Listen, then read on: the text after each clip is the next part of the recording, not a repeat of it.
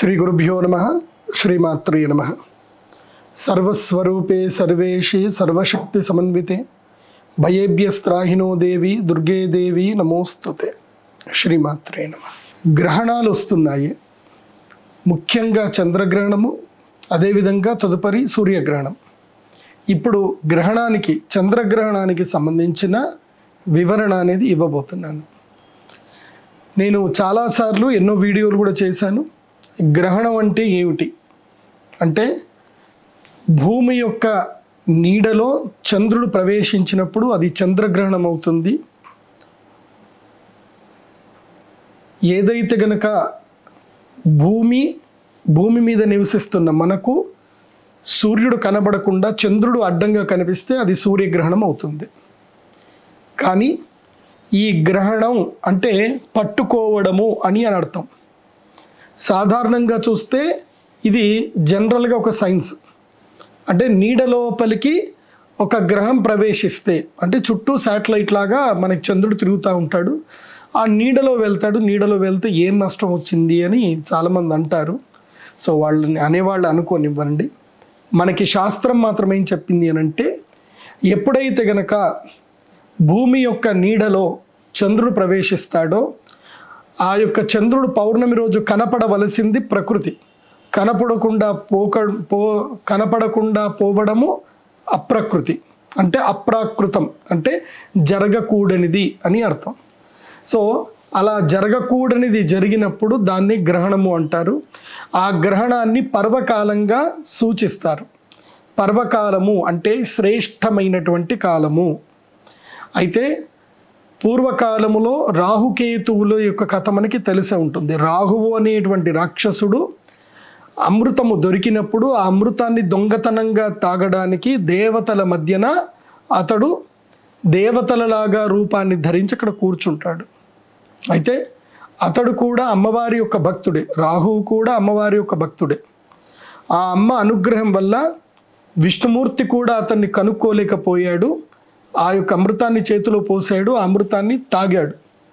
ఆ అమృత పానము చేస్తున్న సందర్భంలో సూర్యచంద్రులు ఇద్దరు కూడా ఇతడు రాక్షసుడు రాహువు అని చెప్పి విష్ణువుకి చెప్పగానే, ఆ అమృతము ఇలా తాగుతూ ఉన్నాడు, అలా గొంతులో దిగిందో లేదో విష్ణువు తన సుదర్శన చక్రంతో అతని యొక్క శిరస్సును ఖండిస్తాడు. కానీ అమృత పానవశాత్తు, అమృతము తాగినటువంటి శక్తి వలన అతను మరణమును జయిస్తాడు. అమృతం అంటే అర్థం, నా అమృతం, మరణము లేకుండా చేసేదే అమృతం. కాబట్టి రాహువు తాగాడు, కానీ కంఠము వరకు వెళ్ళింది, ఇక్కడ శరీరానికి అందింది, కాబట్టి కంఠము తెగిచ్చాడు. సుదర్శన చక్రానికి విరుగుడు లేదు. కాబట్టి సుదర్శన చక్రం వల్ల ఏం జరిగింది అంటే, తల ఒకవైపు అయిపోయింది, మొండెం ఒకవైపు అయిపోయింది. కానీ తల మొండెము మరణించలేదు, జీవంగానే ఉన్నాయి, కాకపోతే కలుసుకొని లేవు. సో మొండెము తల లేకుండానే పనిచేస్తుంది, తల కూడా మొండెం లేకుండా పనిచేస్తుంది. ఈ విచిత్రమైన సందర్భాన్ని చూసి ఆ యొక్క రాహువు ప్రార్థన చేస్తాడు, అయ్యా నేను అమ్మవారు ఉపాసకుణ్ణి, నాకు కూడా అమ్మవారి యొక్క అనుగ్రహం వల్లనే ఈ అమృతం తాగి అదృష్టం సిద్ధించింది, నాకు మీరేదైనా వరం ఇవ్వండి, నేను విరమించుకుంటాను అని అంటారు. నాకు శరీరం కావాలి అని అడుగుతాడు. శరీరం ఎవరిస్తారు నీకు అని అంటే, అప్పుడు కద్రూదేవత, కశ్యప ప్రజాపతి యొక్క భార్య కద్రూదేవత, ఈమె ఎవరు అంటే సర్పదేవతలకు, సర్పాలన్నిటి కూడా తల్లి ఆవిడ. అప్పుడు కద్రూదేవత వరం ఇస్తుంది, నేను నా యొక్క పిల్లల శరీరాన్ని నీకు ఇస్తాను, నీవు కూడా ఇప్పటి నుంచి నా కొడుకులాగా వర్ధిల్లుతావు అని వరం ఇస్తుంది ఆవిడ. కానీ ఆ వరం ఇచ్చిన తర్వాత రాహు ఏం వరం ఇస్తాడు అంటే, ఎవరైతే గనక నీ పిల్లలని హింసిస్తారో, ఎవరైతే సర్పజాతిని, అంటే ఇప్పుడు నా సోదరులు అవుతారు, ఎందుకోసమంటే నాకు నీ పిల్లల శరీరం ఇచ్చావు కంటే నీవు కూడా నాకు తల్లిలాగానే, ఈ సర్పదేవతలందరూ కూడా, సర్పములన్నీ కూడా నాకు సోదరులతో సమానం. ఎవరైతే సర్పములను చంపుతారో, సర్పములను వేధిస్తారో, సర్పములకు విఘాతం కలిగిస్తారో వారిని నేను పట్టి పీడిస్తాను అని చెప్పి రాహువుగా, తలభాగం ఉన్నటువంటి రాహువుగా మొండె భాగం ఉన్నటువంటి భాగము కేతువు. కేతువు అంటే అర్థం ఏంటంటే ముక్క అని అర్థం. కేతు గణాలు అంటారు. అందుకే కేతు అనేది ఏంటంటే విభజించబడినటువంటి దాన్ని కేతు అంటారు. అలా కేతువు మొండెంగా మారిపోయినటువంటి కేతు. ఆ మొండెమునకేమో సర్పము యొక్క తల, రాహువు యొక్క తల ఉంది, అతనికి కింద మొండెం అంతా కూడా సర్పము యొక్క ఆకారంలో ఉన్నటువంటి యొక్క సర్పము ఆ యొక్క రాహువుకి రావడం జరిగింది. ఈ విధంగా రాహువు కేతువు, ఒక రాహువు ఇద్దరిగా మారిపోయాడు. రాహు యొక్క భాగము కేతువుగా మారిపోయారు. ఇప్పుడు ఆ రాహుకేతువుల యొక్క శక్తిని చూసినటువంటి దేవతలందరూ బ్రహ్మని మొరవెక్కితే అప్పుడు బ్రహ్మదేవుడు రాహువుని ఆపి ఆ రాహువుకి ఒక్క వరం మాత్రం ఇస్తాడు. నీకేమిటంటే గ్రహాలలో నీకు స్థానాన్ని ప్రసాదిస్తున్నాం. ఇప్పటి వరకు సప్తగ్రహాలు ఈ మీరు రాహువు కేతువు మీరిద్దరు కూడా సంపాత స్థానంగా, అంటే భూమి యొక్క సంభ్రమణాన్ని బట్టి సంపాత స్థానం అంటే గ్రహములకు సంపాత స్థానములు ఏర్పడతాయి. సూర్యచంద్రుల గమనాన్ని బట్టి సంపాత స్థానములు ఏర్పడతాయి. వీటిని ఏమంటారు అంటే నార్త్ అండ్ సౌత్ నోడ్స్ అంటారు. నార్త్ అండ్ సౌత్ నాట్స్, ఇవి నాట్స్ రాశి చక్రంలో కూడా తిరుగుతూ ఉంటాయి, వక్రత్వంలో తిరుగుతూ ఉంటాయి. భూమి ఇలా తిరుగుతూ ఉంటే ఆటోమేటిక్గా నాట్స్ ఆపోజిట్లో తిరుగుతుంటాయి. అందుకోసమే రాహుకేతువులు ఇద్దరు వక్రత్వంలో ఉంటారు. ఈ రాహుకేతువులు వక్రత్వంలో ఉండడం మూలాన ఎప్పుడైతే భూమి యొక్క నీడ ఈ సంపాత స్థానంలో పడుతున్నప్పుడు ఆ యొక్క భూమి నీడ ఎప్పుడైతే పెరుగుతుందో సూర్యుడి యొక్క కక్ష లేదా చంద్రుడి యొక్క కక్ష ఆ యొక్క సంపాత స్థానం లోపలికి వచ్చినప్పుడు ఆ యొక్క నోట్స్ దగ్గర ఏమవుతుంది అంటే రాహుకేతువులు ప్రభావం వల్ల సూర్యుడు లేదా చంద్రుడు కనబడకుండా పోతారు. ఇది వాళ్ళ యొక్క ప్రభావం. ఈ విధంగా గ్రహశక్తి వాళ్ళకి ఇవ్వడం జరిగింది. అంటే గ్రహాలలో స్థానం ఇవ్వడం జరిగింది. అంటే నవగ్రహాలలో 7 గ్రహాలు దేవతలు అయితే గనక 2 గ్రహాలు రాక్షసులు. అలా గ్రహస్థానం ఇచ్చిన తర్వాత మీకు అత్యంత శక్తి ఉంటుంది. ఎలాంటి శక్తివంతులంటే మీరు జాతకంలో ఏ స్థానంలో ఉన్నా ఆ స్థానమును మీరు భ్రష్టుపరచవచ్చు. అదేవిధంగా ఎవరి జాతకంలో అయితే గనక గ్రహణము వేదంతో పుడతారో వాళ్ళని మీరు పీడిస్తారు. వాళ్ళు పూర్వజన్మలో సర్పదేవతల్ని హింసించిన, చెడ్డు పనులు చేసిన, పాపకర్మలు చేసిన ఆ పాపకర్మల యొక్క ఇతివృత్తంతో వాళ్ళు జన్మలో సూర్యుడు చంద్రుడు రాహుకేతువులతో కలిసి ఉన్నప్పుడు వాళ్ళు జన్మిస్తారు. వాళ్ళని మీరు జీవితాంతం పీడిస్తారు అని చెప్పి, అయితే మీకు ఈ శక్తి ఎప్పుడూ కూడా ఉండదు. మీకు దేవతలకు మించినటువంటి శక్తి కేవలము ఎప్పుడు గ్రహణం సమయంలో మాత్రమే మీకు శక్తి వస్తుంది. మిగతా సమయంలో మీకు ఎలాంటి శక్తి ఉండదు. అంటే దేవతలని కూడా ఓడించేటువంటి శక్తి మీకు ఉండదు. మీకు పరిపూర్ణమైనటువంటి శక్తి కేవలం గ్రహణ సమయంలో మాత్రమే వస్తుంది. మిగతా సమయంలో నేను ఇందాక చెప్పినటువంటి గ్రహ యుతి ఫలాలు ఏవైతే ఉన్నాయో, శనిగ్రహమేమో రాహుగ్రహమేమో శనిగ్రహానికి సంబంధించిన ఫలితాలు, కేతుగ్రహమేమో కుజగ్రహానికి సంబంధించిన ఫలితాలు ఇవ్వడం జరుగుతుంది. కుజవత్ కేతువు శనివత్ రాహువు అని మనకి బృహత్పరావర శాస్త్రములో, అదేవిధంగా ఫలదీపిక అనే గ్రంథంలో చెప్పడం జరిగింది. ఈ విధంగా ఈ యొక్క రాహువు కేతువులు గ్రహణ సమయములో శక్తిమంతులయ్యి తమ యొక్క జాతి అయినటువంటి అసుర గణాలకు, రాక్షస గణాలకు శక్తినివ్వడం జరుగుతుంది. కాబట్టి ఈ గ్రహణం ఎప్పుడైతే ఏర్పడుతుందో అప్పుడు దేవతలు శక్తి విహీనులు అవుతారు, రాక్షసులు శక్తి సంపన్నులు అవుతారు. ఇది భూమండలానికే వర్తిస్తుంది. భూమండలంలో ఎక్కడ గ్రహణం జరిగినా అక్కడ రాక్షసుల యొక్క శక్తి మితిమీరుతుంది. అయితే గ్రహణము ఎక్కడైతే కనిపిస్తుందో అక్కడ నెగిటివ్ అనేటువంటిది, రాక్షసుల యొక్క శక్తి అనేది 100% ఉంటుంది గ్రహణం కనబడే చోట. గ్రహణము కనబడని చోట 50% గ్యారంటీగా ఉంటుంది. అందుకే ఈ గ్రహణ కాలాన్ని పర్వకాలం అని చెప్పారు. అప్పుడు దేవతలందరూ బ్రహ్మదేవుడిని మొరబెట్టుకుంటారు. ఏమిటి మా పరిస్థితి ఆ గ్రహణ సమయంలో? వీళ్ళు మమ్మల్ని 2 గంటలు చాలు వాళ్ళకి, 3-4 గంటలు గ్రహణం అంటే మినిమం 4 గంటలు అయితే ఉంటుంది.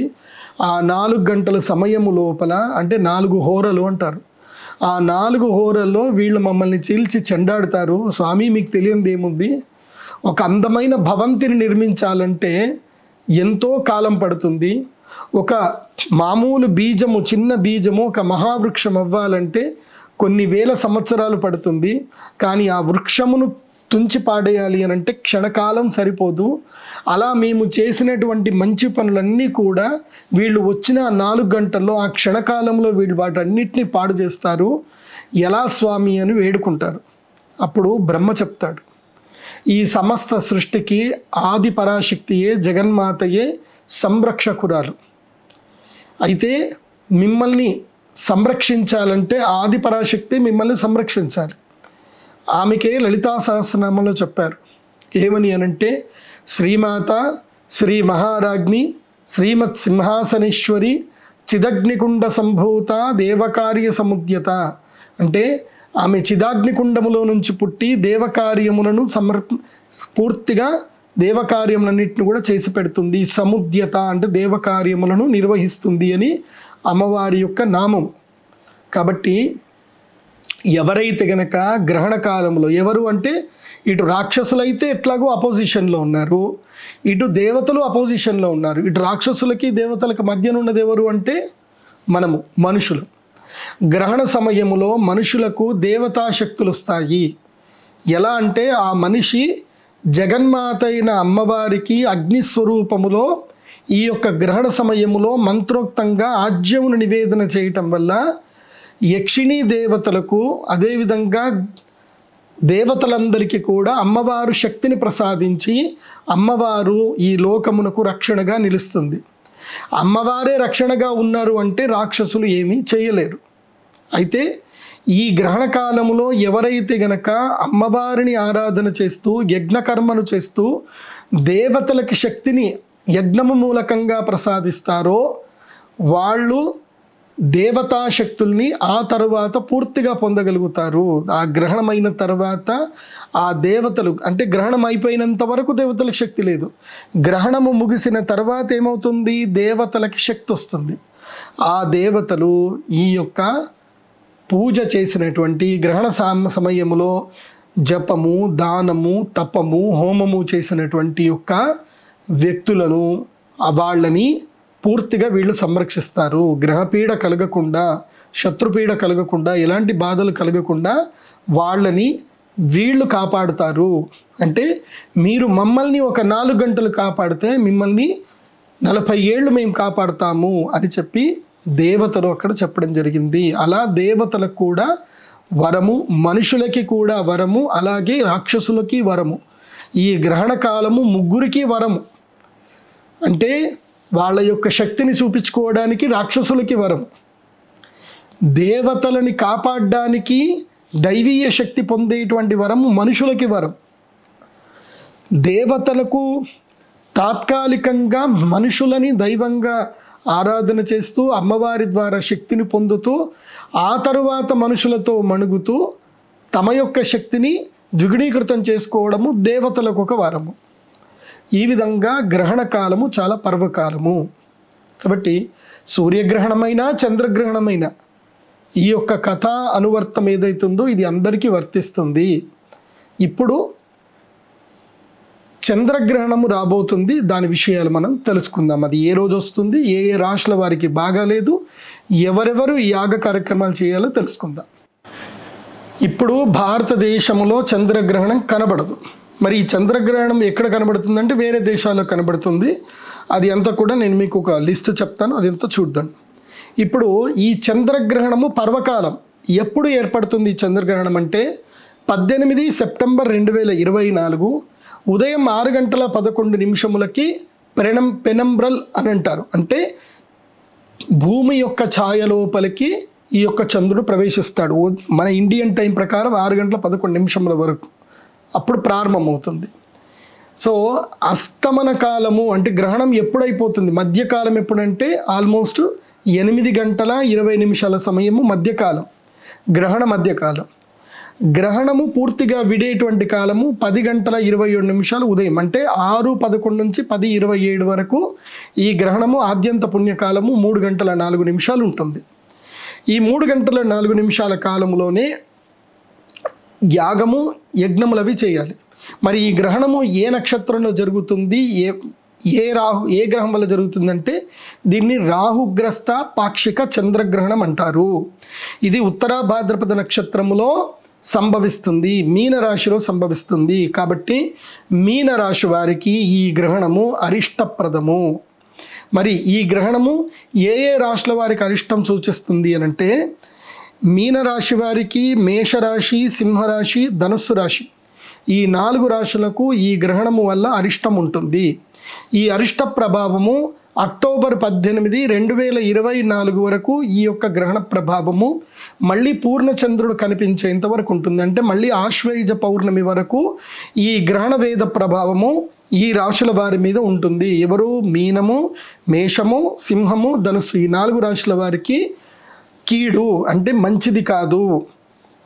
ఇక ఈ గ్రహణము వల్ల మేలు జరిగే రాశులు ఎవరికైతే అదృష్టం వరిస్తుంది ఎప్పటి వరకు అంటే సెప్టెంబర్ 18వ తారీఖు నుంచి అక్టోబర్ 18వ తారీఖు వరకు ఈ గ్రహణం వల్ల అదృష్ట కాలము. అందులోనూ అక్టోబర్ 2వ తారీఖు వరకు 100% అదృష్ట కాలం కలిసి వస్తుంది. ఎవరికి అనంటే మకర రాశి వారికి, తులారాశి వారికి, అదేవిధంగా వృషభ రాశి, మిథున రాశి వారికి ఈ గ్రహణము శుభదాయకము, అదృష్టప్రదము. అక్టోబర్ 2 వరకు 100%, అక్టోబర్ 2 తర్వాత 50%. ఎందుకోసమంటే అక్టోబర్ 2 తర్వాత సూర్యగ్రహణం అవుతుంది కదా, అక్కడ ఒకవేళ కనుక మీకు నెగిటివ్ వస్తే ఆ నెగిటివ్ ప్రభావం కూడా మీకు వర్తిస్తుంది.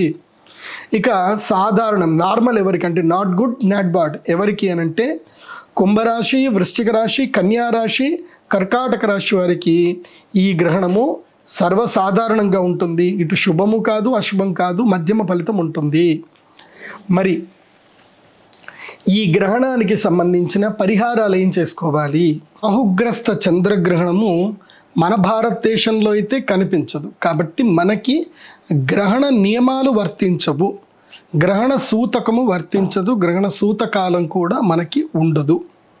అయితే ఈ గ్రహణము పట్టే సమయంలో మాత్రం కొంచెము ఈ యొక్క ముంబై, గోవా, కేరళ, గుజరాత్ ఈ ప్రాంతం వాళ్ళకి మాత్రం ఈ గ్రహణము కొంచెం కనిపిస్తుంది. అంటే మనకి కరెక్ట్గా సూర్యోదయం అవుతూ ఉంది, పశ్చిమం వైపు ప్రయత్నపూర్వకంగా చూస్తే వాళ్ళకు కొంచెం కనిపిస్తుంది కానీ పెద్దగా కనబడదు.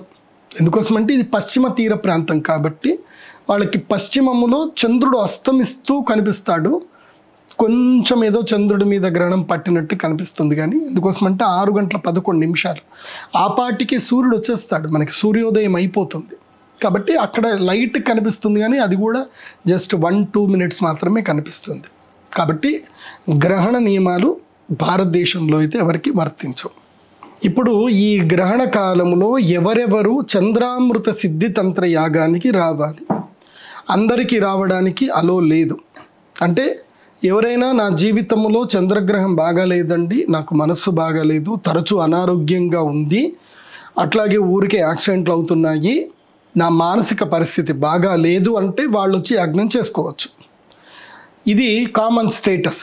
జనరల్గా ఇది ఈ స్టేటస్ ఆఫ్ మైండ్ ఉన్నటువంటి వాళ్ళు, అంటే హెల్త్ బాగాలేనటువంటి వాళ్ళు, ముఖ్యంగా మెంటల్ హెల్త్ బాగాలేనటువంటి వాళ్ళు, మనోవ్యధతో బాధపడుతున్నటువంటి వారు, హెల్త్ ఇష్యూస్ రెగ్యులర్గా ఇబ్బంది పెడుతున్నటువంటి వారు ఈ యొక్క గ్రహణంకి వచ్చి చంద్రామృత సిద్ధి తంత్రయాగం చేసుకోవచ్చు.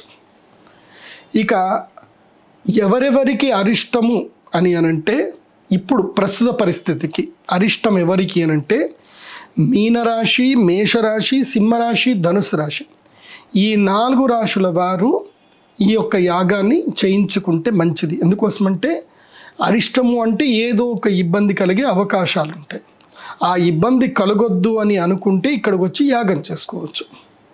ఇక అత్యంత కీలకంగా ఎవరెవరు వచ్చి యాగం చేయించుకోవాలి అనంటే మీ యొక్క జాతకంలో మీరు పుట్టిన సమయము లోపల గ్రహాలు చంద్రుడు, రాహువు, అంటే ఆ యొక్క కుండలిలో చంద్రగ్రహము, రాహుగ్రహం కలిసి ఉన్న, చంద్రగ్రహము, కేతుగ్రహం కలిసి ఉన్న, ఈ గ్రహణ సమయంలో వచ్చి మీరు యాగము తప్పకుండా చేయించుకోవాలి. చంద్రామృత సిద్ధి తంత్రము వీరు తప్పకుండా చేయించుకోవాలి. ఎవరు తప్పకుండా?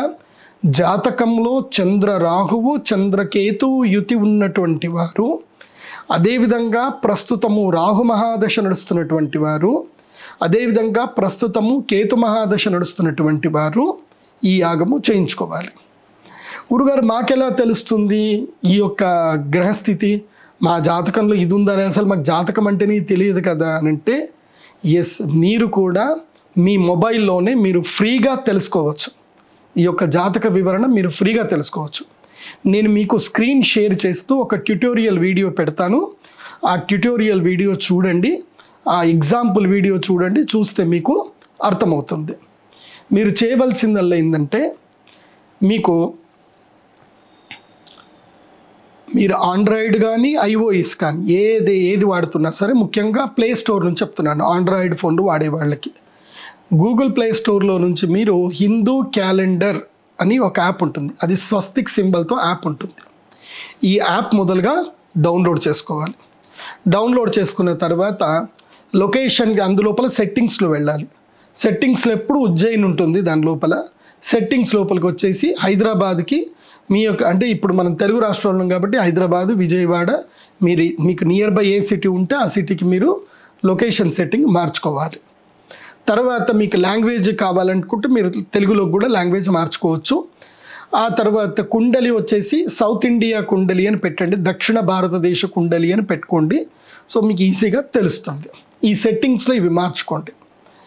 ఇవి మార్చిన తర్వాత మీరేం చేయాలంటే, యాప్ ఎట్లా డౌన్లోడ్ అయిపో సెట్టింగ్ మారుతుంది. అక్కడ ఈ రోజటి క్యాలెండర్ చూపిస్తుంది. అక్కడ ఏం చేయాలి, కుండలి అని మనకి క్యాలెండర్లో ఒక మెనూ కనిపిస్తుంది. కుండలి క్లిక్ చేయాలి. క్లిక్ చేసి మీ డేట్ ఆఫ్ బర్త్ అక్కడ సెలెక్ట్ చేయాలి. డేట్ ఆఫ్ బర్త్ సెలెక్ట్ చేశాక అక్కడ టైం కూడా ఉంటుంది. ఆ టైం కూడా మీరు సెలెక్ట్ చేసుకోవచ్చు. ఆ తర్వాత కుండలి దగ్గరికి వస్తే టైం వస్తుంది. టైం సెలెక్ట్ చేసుకున్నాక మీరు దాన్ని స్లైడ్ చేస్తే మీ కుండలి కనిపిస్తుంది. మీరు పుట్టిన డేట్ ఆఫ్ బర్త్ టైం పైనే కనిపిస్తుంది, కింద మీ కుండలి కనిపిస్తుంది. ఆ కుండలిలో రాహువు ఎక్కడున్నాడు చూడాలి. రాహువుతో చంద్రుడు కలిసి ఉన్నాడే అనుకోండి, రాహువుతో కేతువు కలిసి ఉన్నాడు, మీరు వెంటనే స్క్రీన్ షాట్ తీసుకొని ఇది అవునా కాదా అనేది మీరు ఎవరైనా పండితులతో నిర్ధారణ చేసుకోవచ్చు. మోస్ట్లీ క్లియర్గానే ఉంటుంది. సో మీ యొక్క కుండలిలో రాహువు కేతువు కలిసి ఉంటే మీకు ఈ యొక్క చంద్రగ్రహ పీడ మీకు ఉన్నట్టే లెక్క. ఇది బాగా గుర్తుపెట్టుకోండి. కాబట్టి మీరు చంద్రామృత సిద్ధి తంత్రానికి చేయించుకోవడానికి రావాలి. మరి ఈసారి చంద్రామృత సిద్ధి తంత్రానికి నేను మీకు ఇచ్చేది ఏంటంటే, ఈ యొక్క చంద్రామృత శివలింగం ఇస్తాను. ఇవి నా దగ్గర ప్రస్తుతానికి 27 మాత్రమే ఉన్నాయి. ఇప్పుడు కేదార్నాథ్లో అక్కడ ఇక్కడ మొత్తం కూడా వరదలు రావడం వల్ల స్టాక్ లేదు.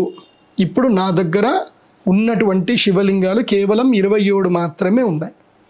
కాబట్టి చంద్రామృత సిద్ధి తంత్రానికి 18 సెప్టెంబర్ 2024 రోజున యాగం ఏదైతే చేస్తున్నామో 27 మందికి మాత్రమే ఈ యొక్క శివలింగాలు నేను ఇవ్వగలుగుతాను. కాబట్టి ఎవరు తొందరగా మీరు బుక్ చేసుకుంటే వాళ్ళకు మాత్రమే ఈ చంద్రామృత శివలింగాలు ఇవ్వడం పడుతుంది.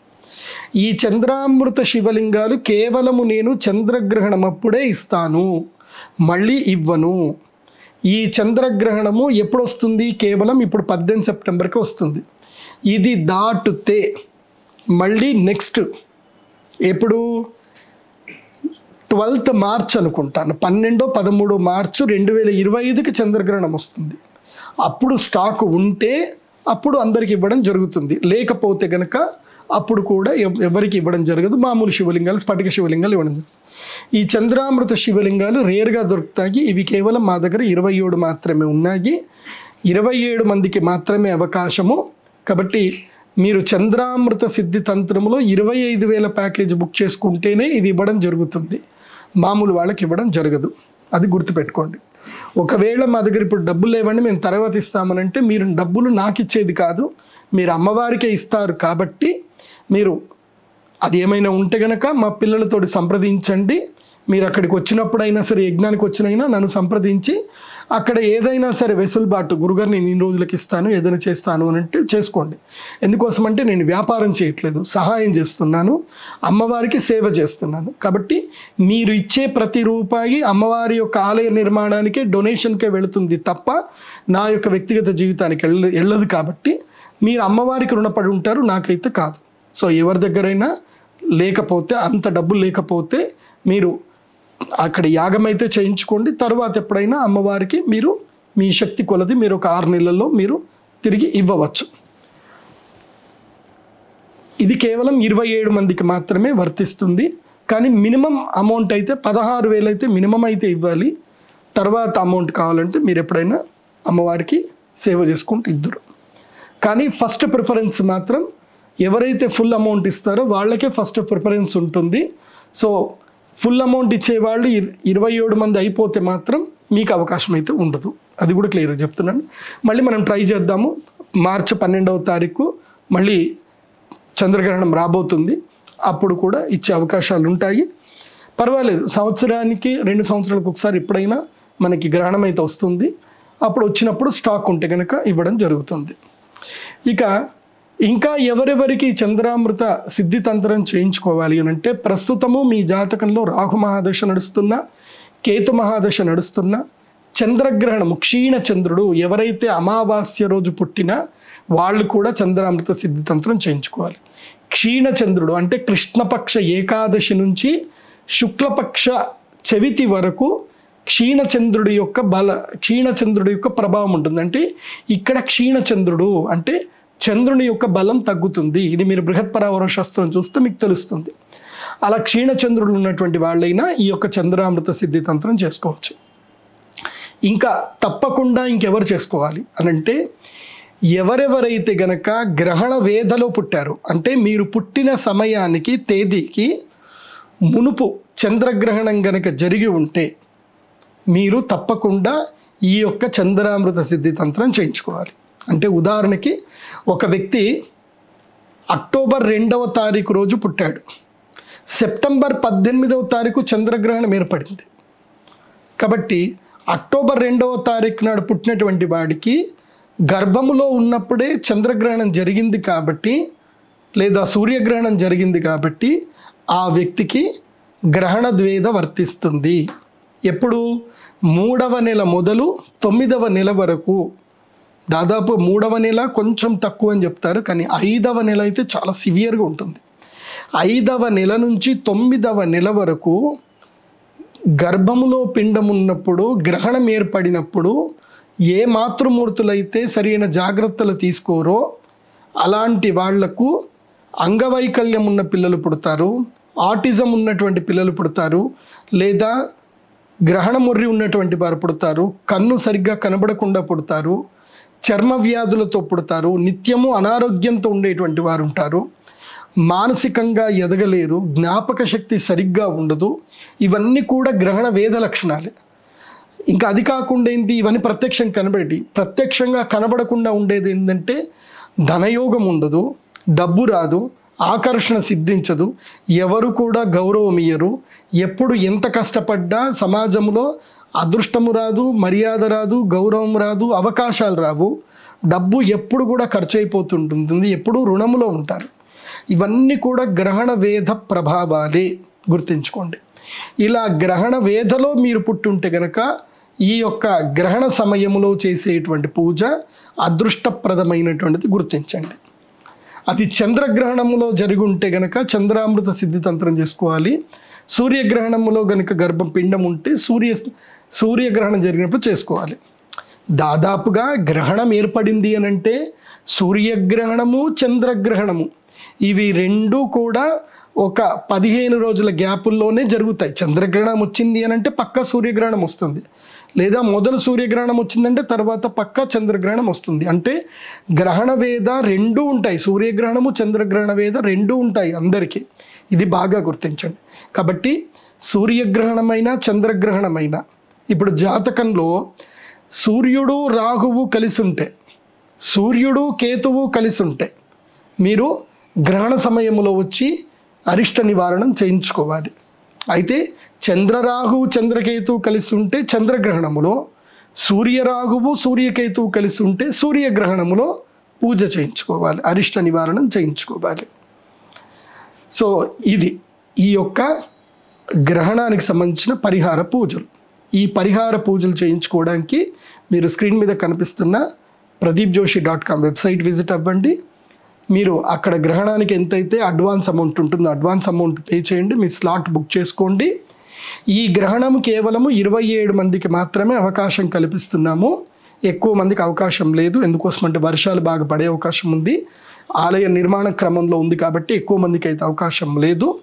అది సరే. ఈ గ్రహణ సమయంలో మేము రాలేమండి, మేము చాలా దూరంలో ఉంటాం, ఎక్కడో అమెరికాలో ఉంటాం, మా ప్రాంతంలో ఈ గ్రహణం కనిపిస్తుంది, మరి మేము పూజ చేయించుకోవచ్చానంటే ఎస్, మీరు కూడా 25,000 పే చేసి మీ గోత్రనామాలు చెప్పించుకొని మీరు పూజ చేయించుకోవచ్చు. మీకు యంత్రము కావాలన్నా, ఈ యొక్క చంద్రామృత శివలింగము కావాలి అన్నా మీరు 25,000 పే చేసుకుంటే తర్వాత ఎక్స్ట్రా ఏదైతే కనుక ఫెడెక్స్ కొరియర్ ఛార్జెస్ ఉంటాయి, ఆ కొరియర్ ఛార్జెస్ మా పిల్లలు మీకు చెప్తారు, అవి మీరు పే చేసుకుంటే మీకు కొరియర్ పంపించడం జరుగుతుంది. భారతదేశంలో కాదు, ప్రపంచంలో ఎక్కడ ఉన్నా సరే మీకు కొరియర్ ద్వారా పంపించడం జరుగుతుంది. ప్రసాదం, యంత్ర ప్రసాదము, అదేవిధంగా మాలలు, అదేవిధంగా చంద్రామృత శివలింగం. అమెరికాలో ముఖ్యంగా ఆటిజం ఉన్నటువంటి పేషెంట్స్ ఎవరైతే ఉంటారో, ఆటిజం బాగా గుర్తుపెట్టుకోండి, ఆటిజం ఉన్నటువంటి పిల్లలకు ఈ చంద్రామృత శివలింగం ఇవ్వడం జరుగుతుంది.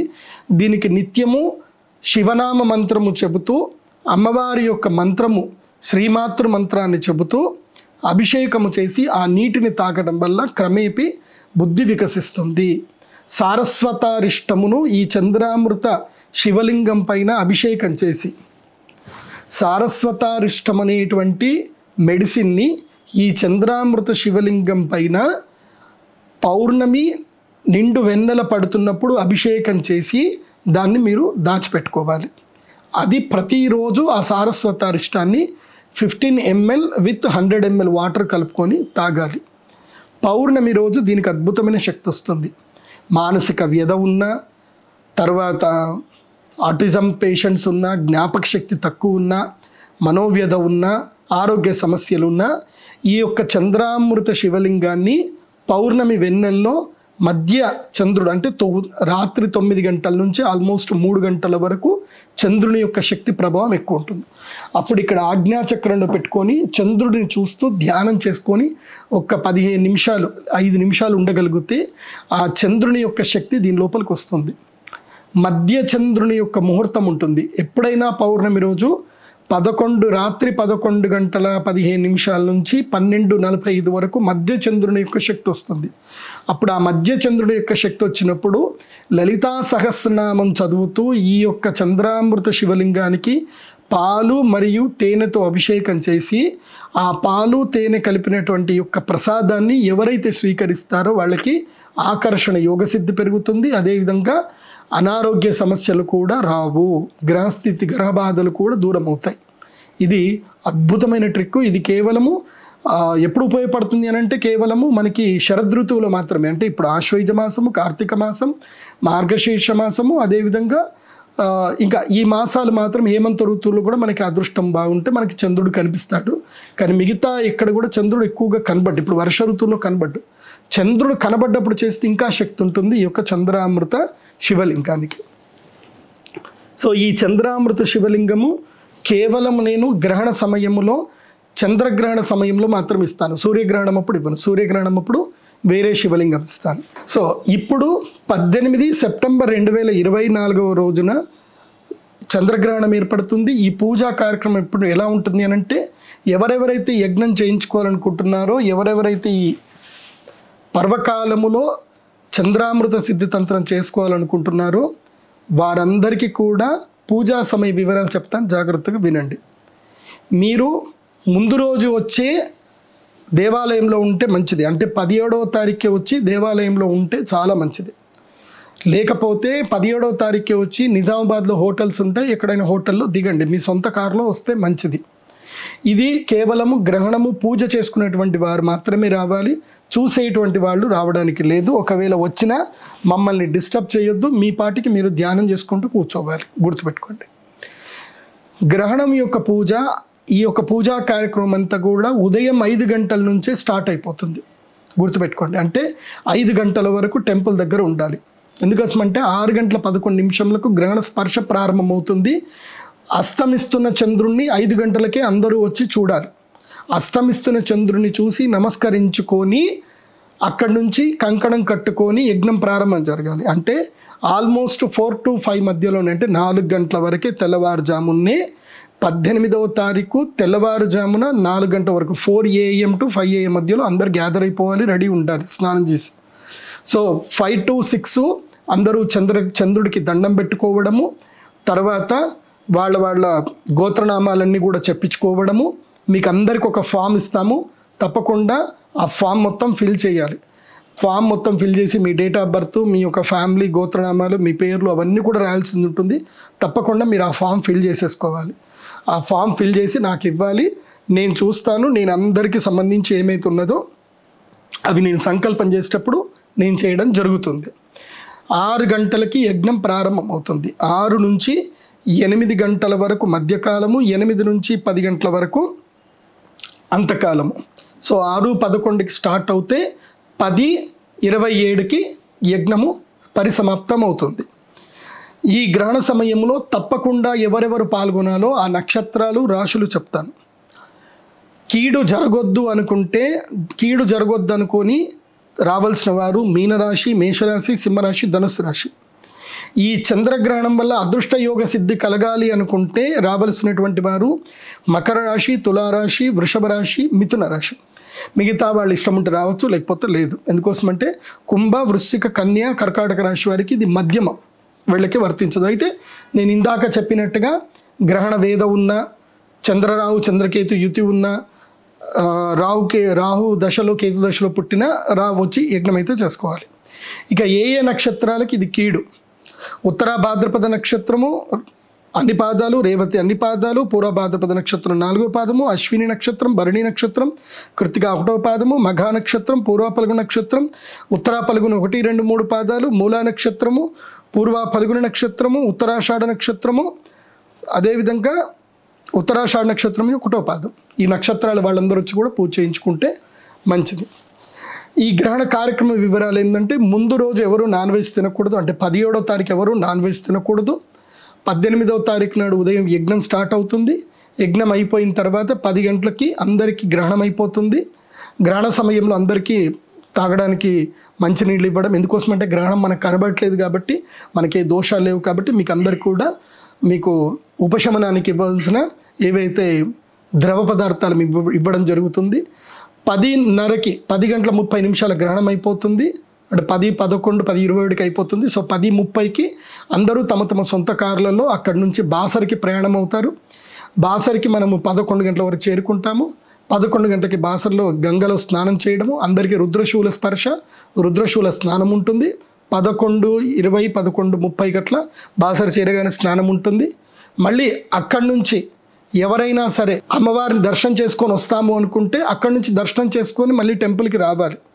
ఒకవేళ టెంపుల్కి రాము అని అంటే మాత్రం ముందుగానే నాకు చెప్పాలి, గురుగారు మేము గ్రహణం అయిపోయిన తర్వాత బాసరి వెళ్ళి స్నానం చేసిన తర్వాత అట్నుంచటే అమ్మవారి గుడిలో దర్శనం చేసుకొని మేము అట్నుంచటే మా ఊరికి వెళ్ళిపోతామండి అని అంటే ముందే మీకు యంత్రం ఇవ్వడం జరుగుతుంది. లేకపోతే యంత్రము ముందు ఇవ్వడం జరగదు, అది ముందే చెప్పాలి. సో బాసర్లో స్నానాలు అయిపోతాయి. మళ్ళీ బాసర్ నుంచి తిరుగు ప్రయాణం అమ్మవారి గుడికి వస్తాము. అమ్మవారి గుడికి వచ్చిన తర్వాత అందరూ భోజనాలు చేయాల్సింది ఉంటుంది. భోజనములు అయిపోయిన తర్వాత మీరందరూ నాకు ఒక ఫామ్ ఫిల్ చేసి ఇస్తారు కదా, అప్పుడు ఎవరెవరైతే పూజ కూర్చున్నారో వాళ్ళందరినీ పిలుస్తాం. పిలిచి వాళ్ళ ఫామ్ను బట్టి వాళ్ళు ఎవరెవరు వచ్చారో వాళ్ళ సంఖ్య నెంబర్ బట్టి వాళ్ళని పిలుస్తాము. వాళ్ళ యొక్క సమస్యలు ఏంటో విని వాళ్ళకి యంత్రం ఏదైతే ఉందో ఆ యంత్రంను అభిమంత్రించి వాళ్ళకి యంత్రం ఇవ్వడం జరుగుతుంది. ఈ విధంగా ఈ యొక్క గ్రహణ కార్యక్రమము పూర్తిగా ముగుస్తుంది. ఇది 18వ తారీఖు సెప్టెంబర్ 2024 రోజు జరిగేటువంటి కార్యక్రమం చంద్రగ్రహణానికి సంబంధించిన వివరణ.